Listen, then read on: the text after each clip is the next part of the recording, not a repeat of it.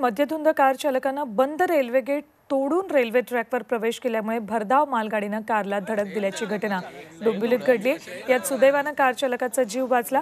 मंगळवारी मध्यरात्री 1 वाजताच्या सुमाराला डोंबिवलीच्या मोठागाव रेल्वे फाटकात ही घटना घडली। पांढऱ्या रंगाची स्कॉर्पिओ गाडी चालवत असलेला चालक मध्यधुंद अवस्थेत मोठागाव फाटकाजवळ आला, मात्र फाटक बंद असल्यानं त्यानं फाटकाला धडक दिली आणि फाटक तोडून गाडी रेल्वे रुळावर घातली।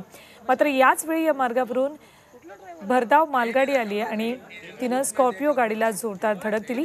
या धडकेत गाडीचं मोठं नुकसान झालं, मात्र सुदैवानं चालकाला जास्त इजा झाली नाही। त्याच्यावर सध्या डोंबिवलीतल्या शास्त्रीनगर रुग्णालयात उपचार सुरू आहेत। या प्रकरणी डोंबिवली रेल्वे पोलिसांनी स्कॉर्पिओ चालकाविरोधात कारवाईच्या प्रक्रियेला सुरुवात केली आहे। त्यांना शास्त्रीनगरला पाठवलं का?